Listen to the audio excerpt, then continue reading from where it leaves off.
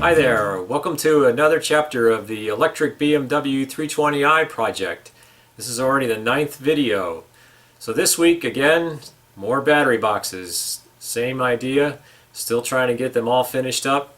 Now they're all done. Got all the rubber sheeting inside as well as the silicon heating pads, and I'll be going through all that and how they work and even some testing. So let's take a look.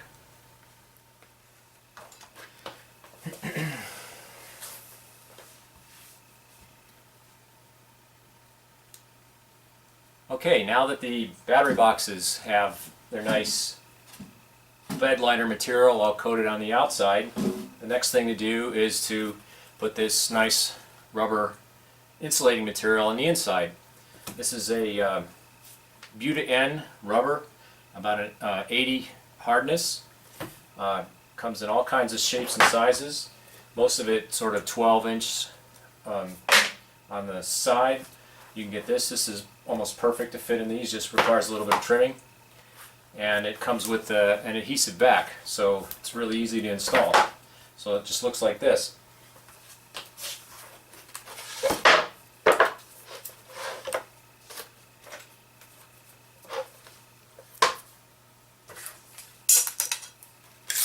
Just need to measure to fit.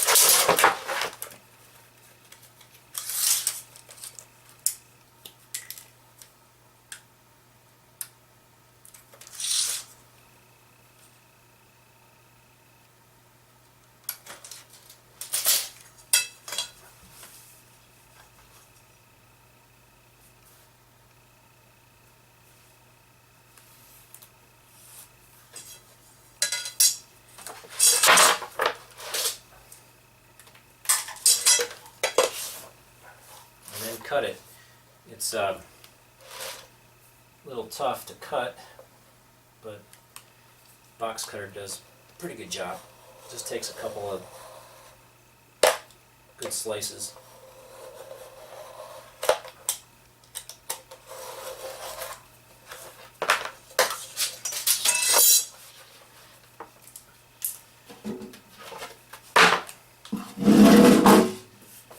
So all you do, this, turn it on its side, peel off the backing,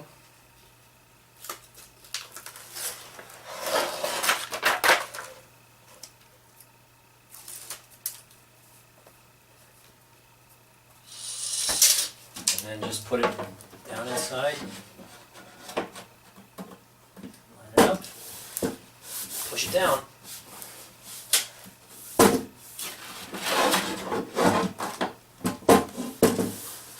It's not super sticky, so you can reposition it if needed. Now I can't do the other sides. I had to countersink these holes that hold the brackets on the outside and get new screws, so I'm waiting on those. But the next thing that will go in, which I'm also waiting on, is a silicon heating pad like this. This one's just a generic size, 1 foot, but the idea is for it to lay in the bottom of the battery box and the batteries will sit right on top of it. Now these don't really get very hot. In fact, even the ones I got are 400 watt. They're going to have 400 volts on them, so they're really only going to draw an amp, so they really don't get that hot. It's just the idea is to warm up the batteries a little bit. The wires, well, I'll probably just cut out one of the corners and bring the wires out.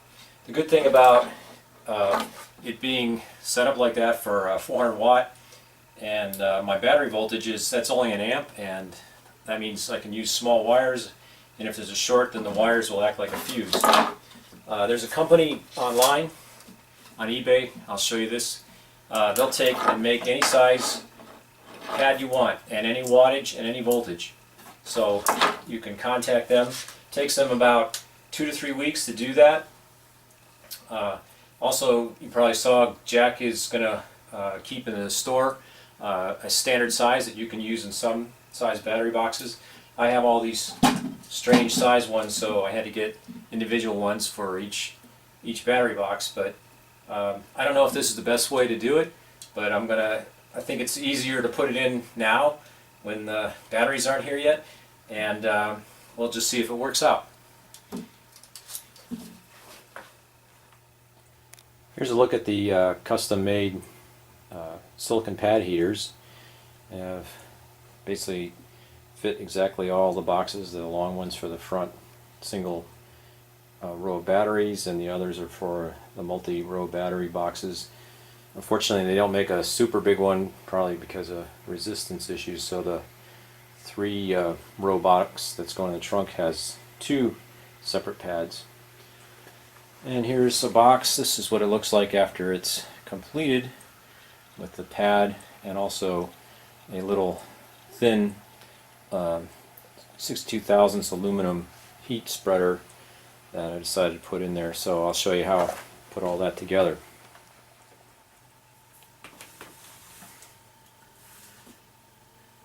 So putting the heating pads in the battery boxes is not that big of a deal, but just to show you, first bottom of the battery box gets the rubber coating first. That's to isolate the heating pad away from the box, because heating the box in this case won't do any good because the box is all insulated on the side, so it won't really transfer any heat into the battery. So best to have the box isolated, or the pad isolated on the bottom of the box.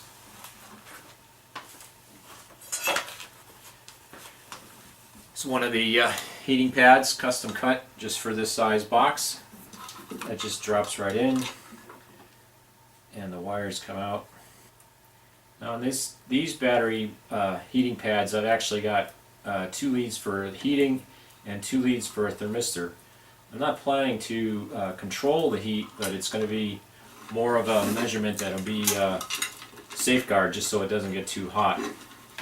So that just gets pushed down along the side and the bottom, and then have this 62 thousandths aluminum sheet that I put on next, and this is designed to do 2 things, both to help spread the heat as well as protect the silicon pad from the batteries, because the batteries do kind of have, you know, these edges as well as the bottom are kind of rough and almost sharp, so they may damage that pad, and this is one way to prevent that, as well as helping to spread the heat.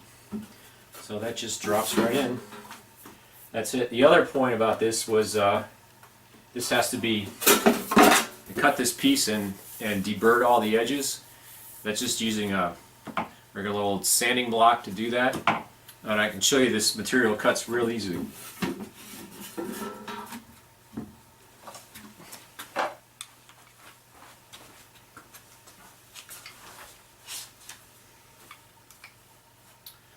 Okay, here I have a piece of this 62 thousandths aluminum, and I've measured out where I'm going to cut it, and basically you just have to scribe it and break it. Check the measurement again.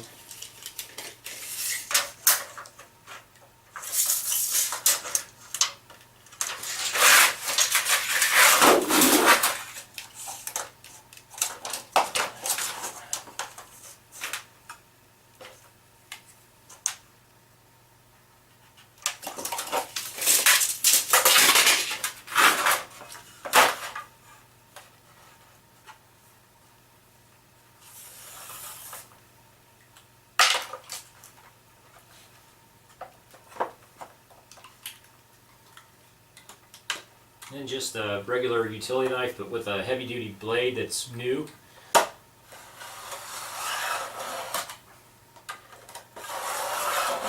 Just have to score it a few times.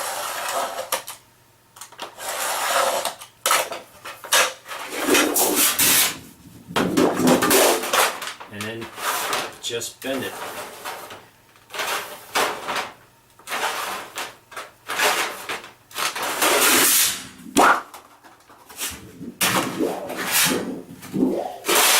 Is harder to get going.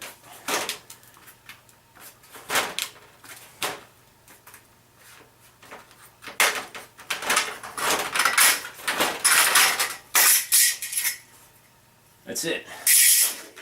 Now, there's pretty good burr on that because it's basically been sheared. So again, this sanding block does a real good job. Just work that off. And this piece is cut to go in a bigger battery box. Well, this is a little disappointing. The two battery boxes that have the long string of batteries, this one for the trunk and this one for the front engine compartment, both seem to be quite a bit undersized, because the only way a string of 18 batteries can fit is if there's no insulating rubber on the ends. And in fact, they're actually a little bit wider by almost 1/8 of an inch in the width direction. In fact, on this box I was actually able to put a whole nother layer of 3/16 material in. But not going to be able to put any on the outside edges. Now for this box, which is going to reside in the trunk, that's not that big of a deal, but certainly for the front box, well, I guess just the outside batteries are going to get a little bit colder than the ones on the inside. And this front battery box is even a bigger problem. Even with the rubber insulation removed from the two ends, it still is just a little bit too small to fit 18 batteries. In fact, here on the micrometer you can see it's 1.45 and a battery is 1.61, so good 200 thousandths too small. That's quite a lot. I thought that when I measured these they were going to fit everything, but must have been off. I'm really surprised that the manufacturer had that much of a variance. 200 thousandths of an inch, that's a lot. 0.2 inches. Here's the reason why the batteries don't fit. The spec on the Caleb cell is actually 41 millimeters plus or minus a half millimeter. That's a pretty big range. And 41 millimeters is 1.61 inches. So what I've been finding on measuring the batteries is they're all running around 41 point something at the top, and in the middle they're a little bit less than 41. So must just be the way the process of making the battery is, that they're a little bit larger at the top, and that's why they won't fit. All that accumulative extra width keeps them from fitting in the battery box. Here's what the heating pads look like in the big box. They ended up having to make two, I guess, and so cut a relief in the rubber in the bottom to run the wires from the first pad over to the corner where they run up and come out. And well, they'll eventually be connected to the wires coming in through a gland nut. But that should work pretty good. This is what it looks like before I put the aluminum sheet down on it. And now with the aluminum sheet, this one still has to have be deburred, and been putting some electric tape on the ends, so near the wires, just to be sure that nothing can wear through and short it out.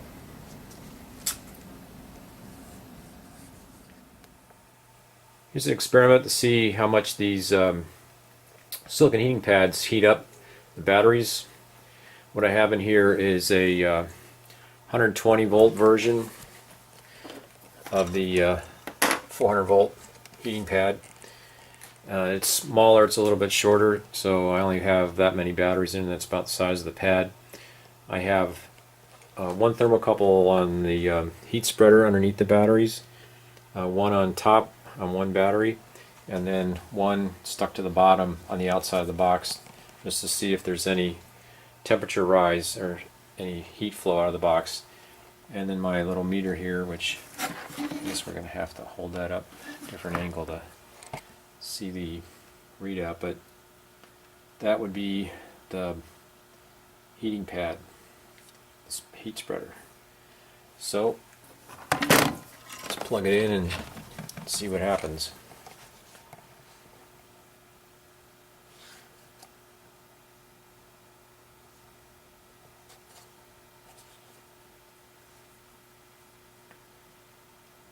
See, it responds pretty quick.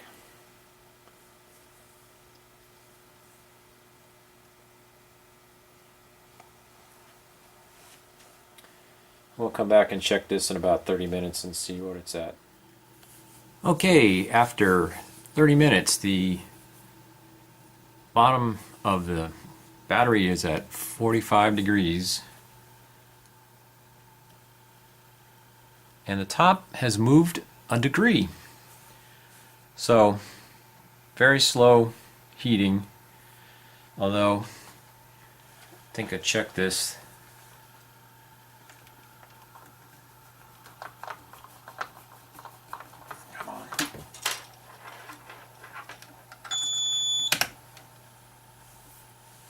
Bottom of the box is, what you see there, is 32, so losing some of the energy heating the table. Suppose I could lift it up and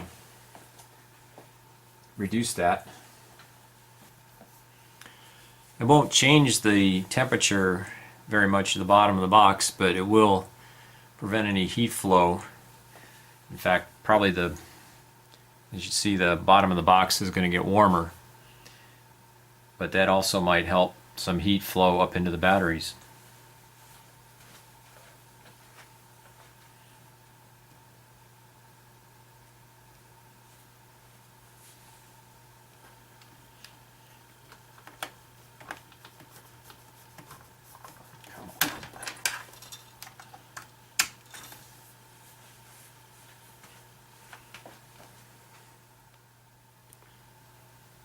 Okay, after an hour, it's only got up to 48.5, and top of the battery is at 23, so it does slowly heat the battery. This is only a 250 watt pad, so perhaps the pad that's going to go in there will do a little better job. It's 400 watts, but with what I'm seeing on the bottom of the box, back to that again.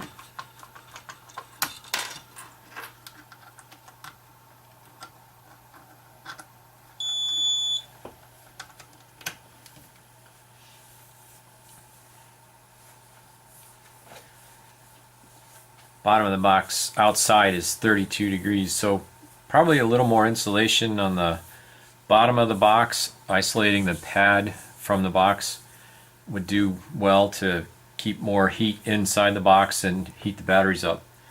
But definitely the